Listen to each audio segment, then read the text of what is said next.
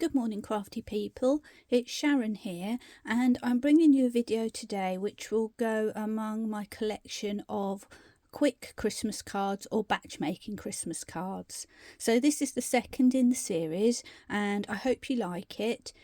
Basically I'm looking at making an inked panel which you can do either direct onto a card or onto a separate panel as I've done here, and using some very simple stamps to create a bit of a scene.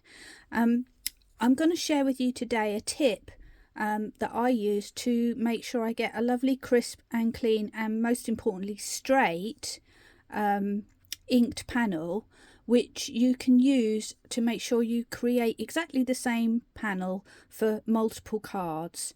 So this is one example of a card that I've made, and I'll just show you another one where I've simply switched out the stamp for the character and I've made this in exactly the same way.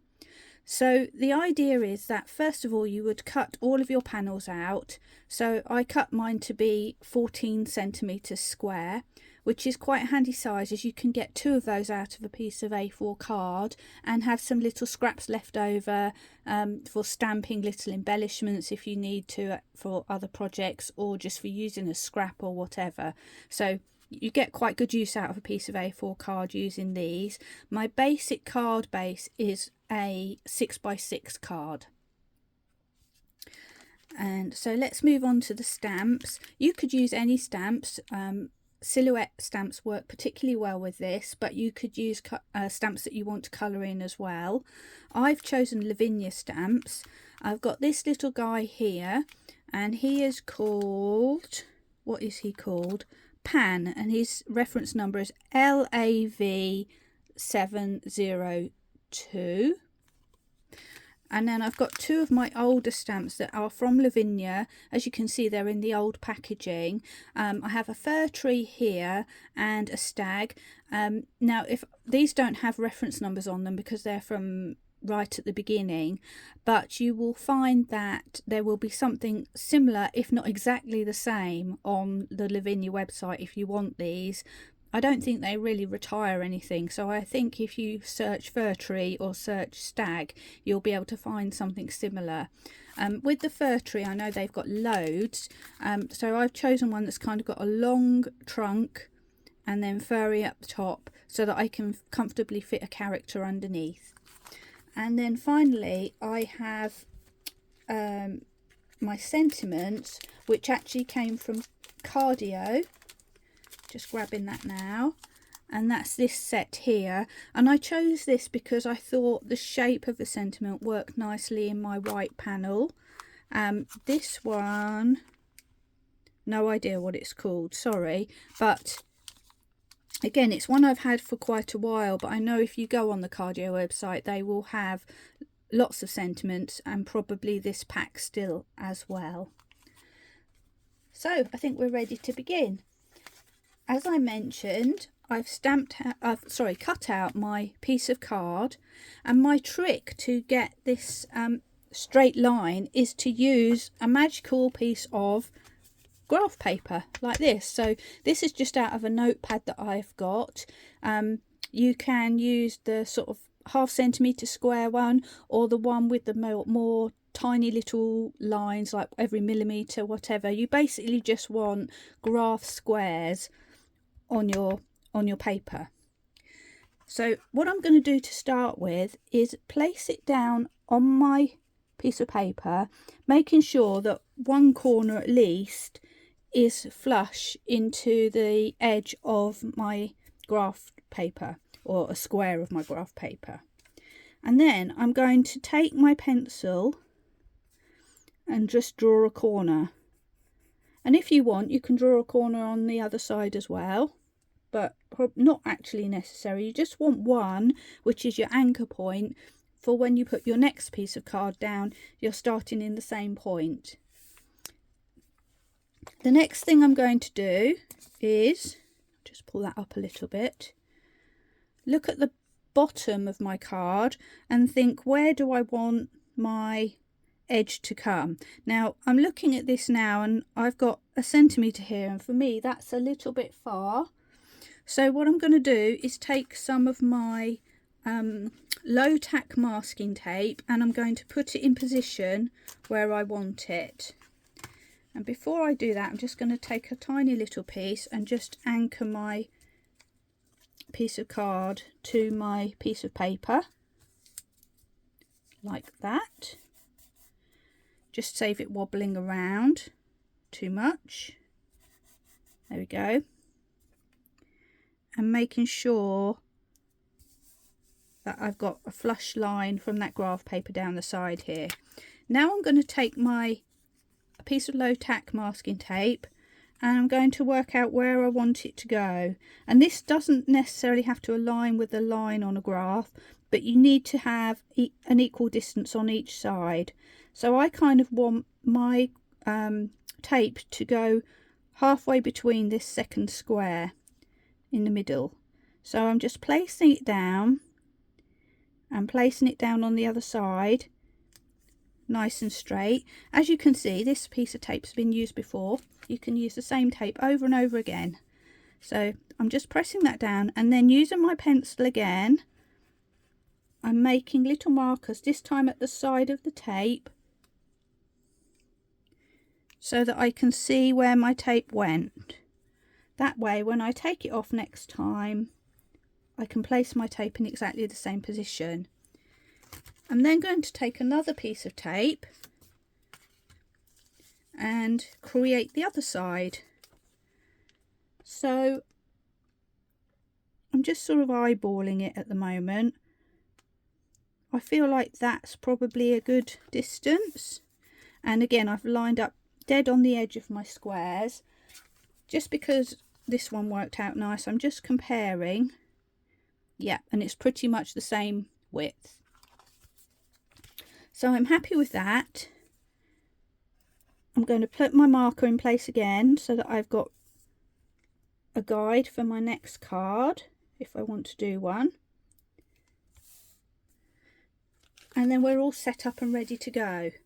Now the good thing about this is because it's been anchored down, and you know when you're blending you might want to move around, you can move this around freely without worrying about if it's going to slip or slide or move out of place, because we've got it nicely taped down. Now I want to keep this side very pristine and white, so as an extra precaution I've got a scrap of card which I'm just going to grab. I'm just going to stick that over the edge there and tape it, just to give that little bit of extra protection that I don't make a mark on the other side. And again, you can see this has been well used, so you can use your card over and over again. And finally, I've got a little piece of torn card which I'm going to use to make my sort of snowy base on my card. So I'm just going to roughly place that where I think I'd like it to be. I'm just going to put it there like that. And again, this is the bit that can vary. It doesn't really matter too much where you put it. You just want to do it so you've got a nice curve to your landscape. And now we're ready to go. So the colours that I've chosen to make my background are distress inks. The first one is Broken China, and the second one is Dusty Concord. You could use oxides if you want to, that will perhaps give a more solid effect, but I want something that's sort of cloudy and a little bit moody maybe. I'm also using my blending brushes. So this is ever so simple to do, and again you can do this in batch, so you could do 10 of these in a go, and no one will come out exactly the same, but they'll all be the same format. So what I'm going to do is take my distress ink. I've just put a little bit of sticky rubber pad underneath so that I can hopefully pick up the ink without it going everywhere, without it sliding around. And then picking up my ink, I'm just going to start working some of that ink around, and it will come out very lightly at first. I'm going to get a bit more ink, and I'm just adding it here and there, not all over necessarily. I'm leaving white gaps, and I'm kind of going around the edge of my panel. If it blocks like this, I'm not too worried, because we're looking for a textured kind of result here. I'm going along the bottom so that I get my outline of my landscape there. We're going to build on that in a minute. I'm just going to get some colour, basically just get some colour down, and I'm leaving a whitish area in the middle. Okay, that's blue. Now I'm going to move on to my purple.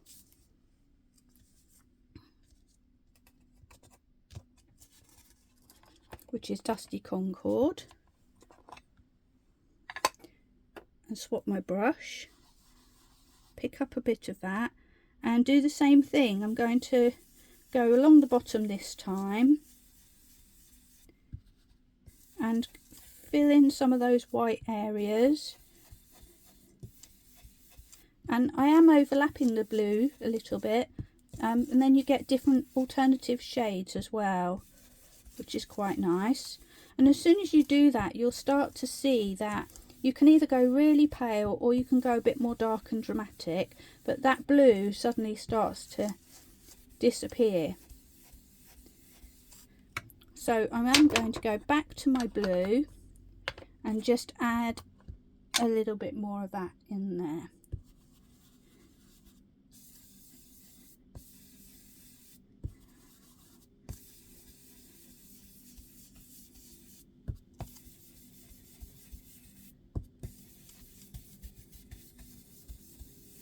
And then I'm just swirling around in the middle just to blend through a little bit. And you can do that, go back and forward if you want to, or you can just leave it right there.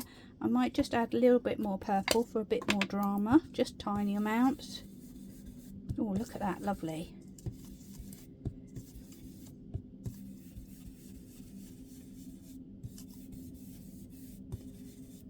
There we go, and that's our inking done. So that's literally just a minute really.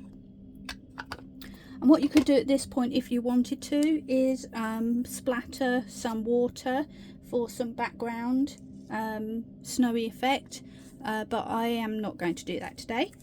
I'm going to now take off my base card and my protective layer. And now it's time to do the reveal. So gently peeling away my tape. This is the exciting part, really, I think, because then you start to see what you're going to get in your card.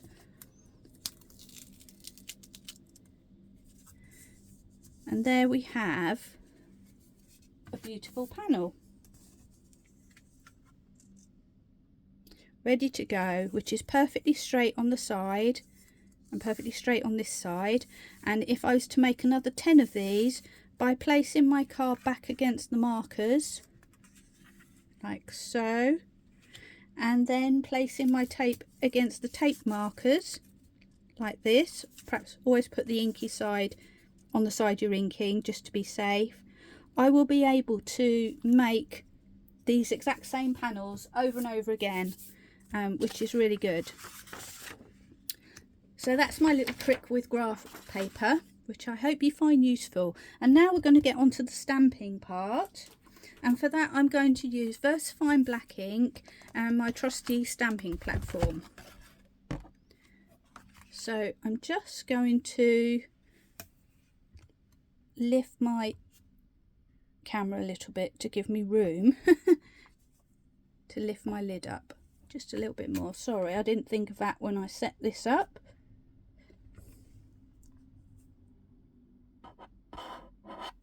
That will do. Right, so I'm going to put my card in place on my stamping platform, and imagining that I'm going to make a bunch of these, I find it easiest to anchor it at the top corner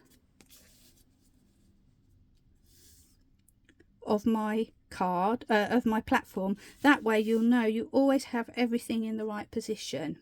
And then it's time to start playing around with our stamps and decide where to position them. Now for me, I find that it's a good idea to get the sentiment in place first on this one, so that we've got room for everything and the sentiment doesn't look like an afterthought squashed in the corner. Now in order to do that, what you can do is use the acetate to just get an idea of where you'd like to put it.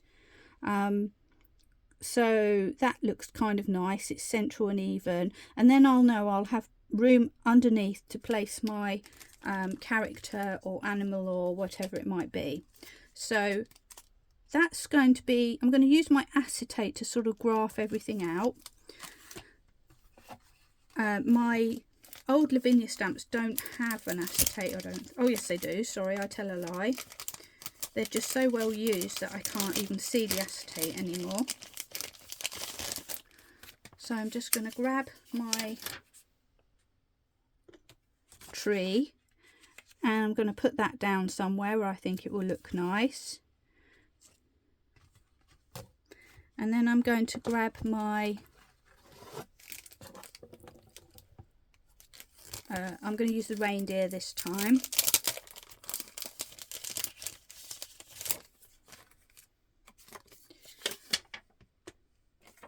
And I'm just going to put him sort of down here. So I think just you sort of have to ignore that little bit there.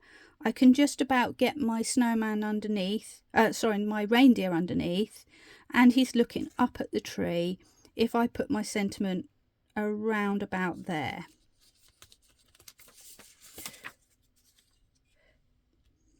So I can either do that by eye, by removing the acetate, or I can put my acetate in place, put my original stamp over the top. I'll just put a couple of magnets down to hold this in place, and then pick up, no, that's not going to work. It would have worked if it was on the left, but what you can do if you've got a single piece of acetate is put it over the top, pick up your stamp and then remove the acetate, and it will be in the right place.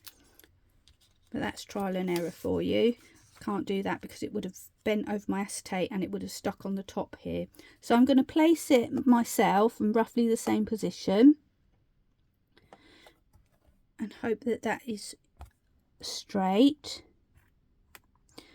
And then you won't be able to see this, but I'm just looking roughly on the grids of my upper plate, and I can see that Christmas is lined up straight, so I know that's in a good place. Now you'll be able to do this much more quickly than me, because I'm sitting here sort of explaining it to you, but you'll find that you can do this quite quickly. Now I would suggest that again, if you're making multiple cards, that you do stamp all of your sentiments, line them up one by one by one by one, and then go on to the next stamp and then go on to the next stamp.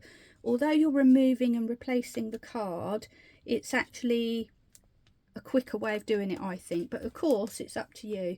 But I think it's easier because then you only have to think about the placement of your sentiment or your other stamps once, rather than peeling them off and then placing them on the next card and so forth if you do all the stamping on one card at one go. So that's my first Sapphire Claire in black. I'm going to stamp down, give it a good press and allow the ink a chance to sink in.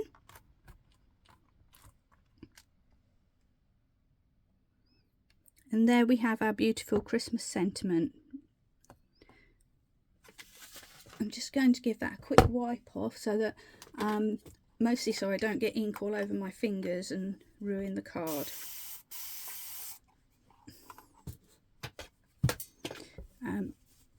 So I'm going to peel it off in a second, so I just want to get the worst of that ink away.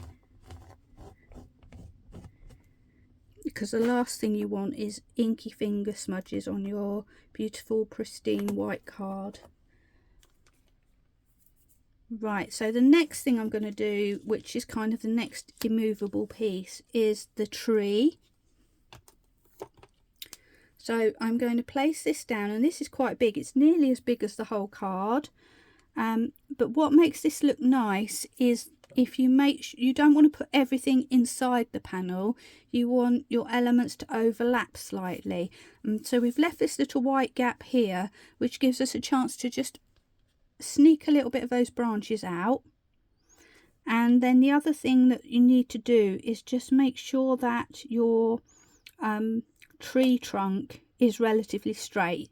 You don't want the leaning tree trunk of pizza or something. You know, if it's like that, it's going to look a bit odd. That's a bit extreme, but you get my drift. So put it in place and then take a moment to focus on that tree trunk and make sure it looks fairly straight. And then again, we're going to do the same thing. Pick up our stamp. I'm going to move my magnet now that I know where everything is, just for a little bit more stability. I'm going to give that a good stamp up, all the way up and down. And I'm just for safety going to remove this excess ink, although in actual fact it should be fine, because these stamps are quite deep, so that the excess ink shouldn't actually transfer. And again, I'm going to give it a good press, give it a second to settle. And this one's more solid, so we might need to, particularly on the trunk area, need to do a second stamp on this just to get that really lovely black effect.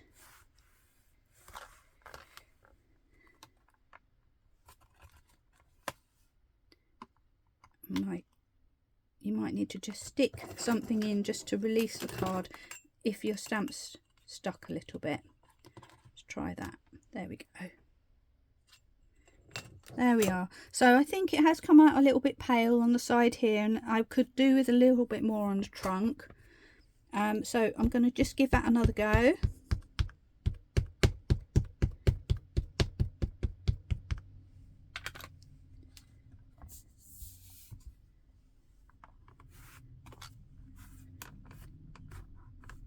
I'm going to pay a bit more attention to this corner on here. That was where it went a bit pale, and somewhere down here. To be fair, if the bark doesn't come out perfect, that kind of just adds to the texture, gives you that barky textural effect, so it really doesn't matter too much. This time I'm going to get my pokey tool, I think.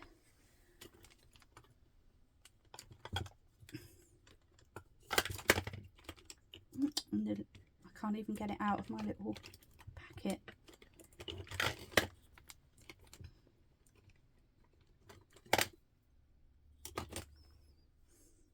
Okay, so I'm just going to use that to hold down a little bit, and there we go. We've got a much more solid looking tree, which is just what I wanted. So again, just going to take a second to give that a wipe before I remove it. I'll give them a proper clean later, but I just, again, don't want to end up picking up ink on my fingers.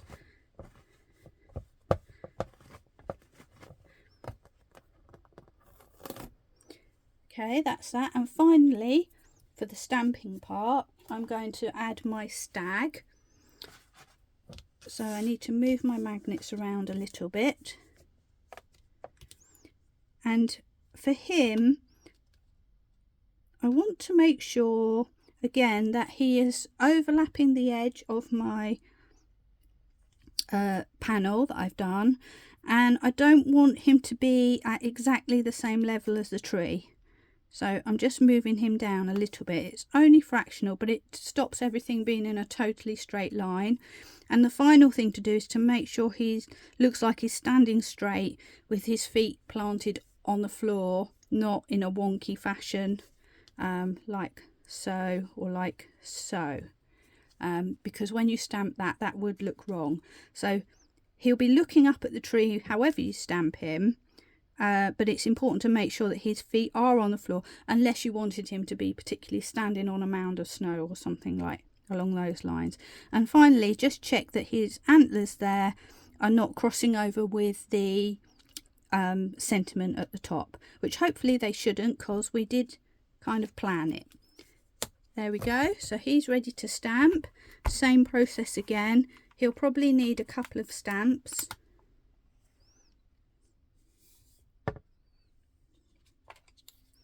So I'm just giving him a stamp, which is just slightly out of camera, but you know what I'm doing on this by now.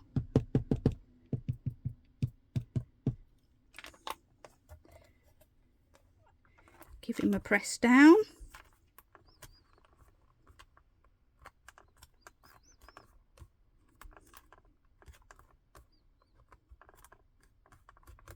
And let that ink settle for a moment.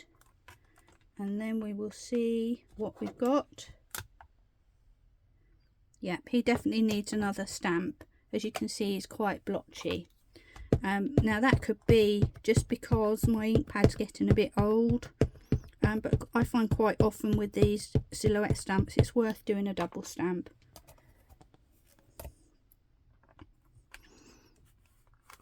I'm just hoping that my card didn't move at all. So let's leave that for a second, let it have a really nice sink in. And then we will move on to the next stage, which is going to be about putting a faux edging around the edge of my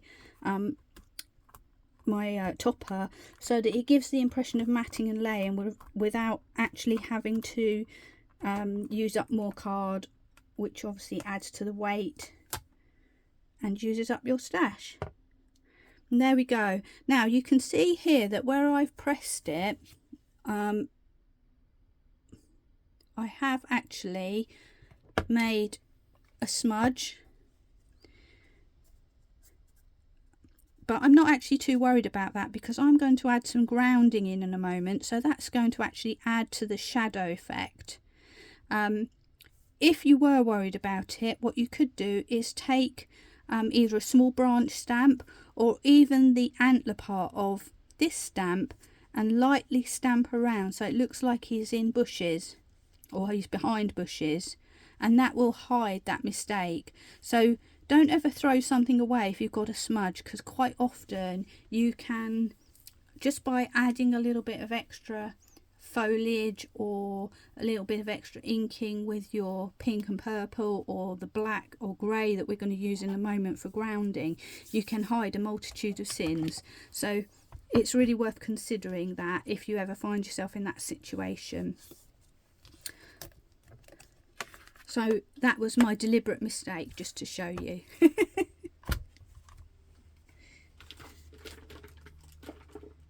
Okay. Now, if you hear a big bang in a moment, that's because I am stashing my stuff precariously on top of my box of pens, and at any moment it could all collapse. So if that does happen, I apologise. But like all crafters, I end up with stuff everywhere, even when I'm trying to be really organised. So my next stage is I'm going to put the edging around my card, as I mentioned. I'm going to go back to one of my scraps of card here, which has a nice straight edge. And what I'm going to do is line it up very close to the edge of my bit of card. And I'm using an alcohol marker. This is an Ohuhu one. It has a wedge end, and that's the end we're going to use. This particular one is has a fine and wedge end, and it's purple V377. So I just looked on my colour chart that I've got and found something that I thought would match with my purple on my card. It's very much worth doing a little test patch on a separate piece of card and then holding it against, because sometimes when you put the colours together they don't work quite the same as you thought. But I've already done that, so I know this for my mind this works well. It's kind of a bluey-ish purple, So I'm just lining up my card, then taking the wedge of my pen. Let me zoom out again. Sorry, I forgot I'd zoomed in. Always go the wrong way, you can guarantee that. There we go. Let's reposition for a moment. Right, so back to my pen, taking the wedge end with the widest wedge to the inner side of the card. I'm just going to place it, holding the card down firmly, and swipe down quite fast. Just once or twice if you want to. And you end up with this line. And I'm going to do the same all the way around. Now you angle this however best suits you really. What you want to do is make sure that you're holding your spare piece of card comfortably, and that you have got the right angle just to be able to do a smooth, clean swipe. You don't want to be hovering anywhere along this line, because the ink will keep coming out of your pen and then you might end up with a blotch. So you just want to do quick, clean swipe. That's quite hard to say. Quick, clean swipe. So I'm going all the way round.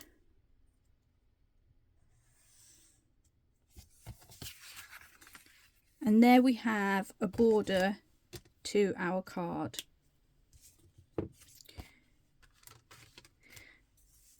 Next thing I need to do is I want to make these look like they're not floating in the air. And for that I am going to use my very thin Lavinia brush and my Distress ink in Hickory Smoke.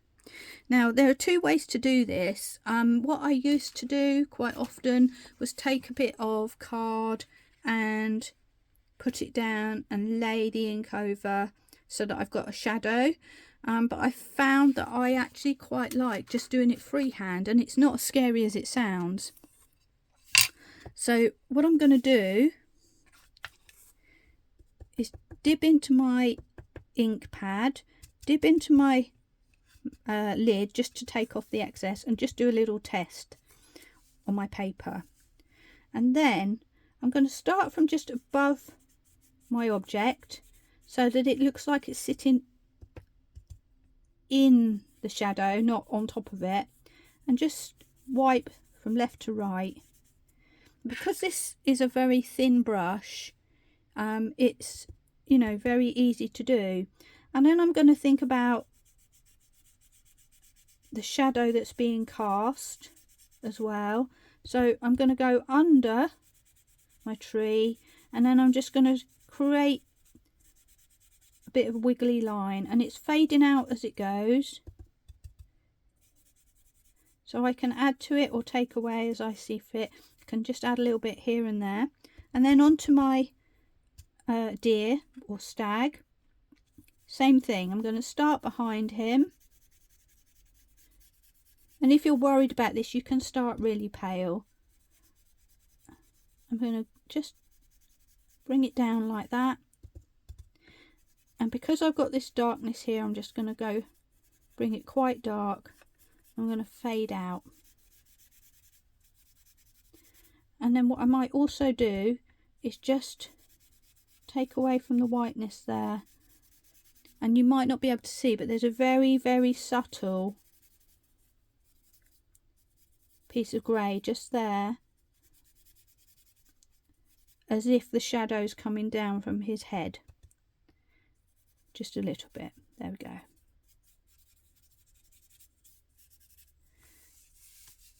And there we have it. Now the next thing to do will be, if you want to add some snow splatter onto your card. You can do that with acrylic watered down. You can do it with a Posca pen. You can do it with Gansai Tambis or something like that. Anything you've got. I'm not going to do that right now because what I want to do is just stick this to the card base so that you can see the finished card. So I'm just going to pause for a second, because guess what, I didn't get a card base out. I'll be back in a second. So I'm back now with my standard 6x6 card base, which, Actually measures about 5.5 inches square, I think. I've folded and scored it, ready to add my card, and I'm going to just glue that flat onto there, just like that, and there we will have a completed card. Now bear in mind obviously that I have, oh, my glue's blocked. Let me see if I can just unblock it. That's very unusual. Okay, there we go. Completely forgot what I was saying there. Bear in mind that I've been showing you this step by step with one card, relatively slowly. You could actually make these quite quickly by doing the batch technique that I suggested. So you would cut all of your pieces of card, you'd then go ahead and do all of your panels, then you go ahead and do all of your stamping for one stamp, all of your stamping for the next stamp, and all of your stamping for the third stamp. You could then edge all of your cards, do your grounding for all of your cards, do your splatter for all of your cards, and then you're good to go. And all of a sudden, before you know it, you've got a bunch of card toppers that you can use. And don't forget, you can interchange your character stamp or your tree stamp or your sentiment, whatever you want. This one looks quite nice as well, and he fits quite nicely. So, or you could put the fox or anything that you've got. It's a good way to do slight variation so that not every card is exactly the same. And there we have it. One final Christmas card, batch making made easy, very quick and simple to make, and perfect for Christmas, I think. So thank you for watching. I hope you enjoyed it. If you like what you saw, I'd love it if you subscribe to me, and you can then see all of my previous videos and everything that's to come. Have a great day, everyone. Bye.